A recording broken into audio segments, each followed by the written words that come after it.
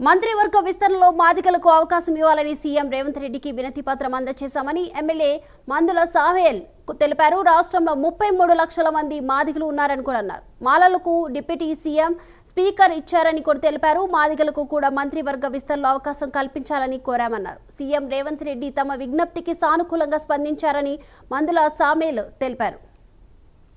CM గారిని కలిసి మేము విజ్ఞాపన పత్రం ఇవ్వడం జరిగింది. ఎందుకంటే మా జనాభా మొన్న ఏబిసిడి వర్గీకరణ సందర్భంగా ఏకసభ్య కమిషన్ చైర్మన్ షమీం అఖ్తర్ గారు ఎస్సీల జనాభా ఎంత ఉంది అని లెక్క తీసినప్పుడు ఆ లెక్కల ప్రకారం ఈ రాష్ట్రంలో సింగిల్ కులం 33 లక్షల మంది నిజమైన మాదిగలు ఉన్నారు. 2011 లెక్కల ప్రకారం దాదాపు 15% అని అప్పుడు చెప్పారు, కానీ ఇప్పుడు 17-20% కూడా దాటే క్రమం ఉంది. కేసీఆర్ ప్రభుత్వంలో పాపం రాజయ్యను 8 నెలలకే ఉంచిండ్రు. ఆయన గోల్స్ బీకేసి పంపించేసారు. అది ఎందుకు పోయిడో రాజయ్య తెలియదు, ఎందుకు బీకేసినో ఈయన చెప్పారు ఇంతవరకు. ఆ విధంగా అవమానం జరిగింది.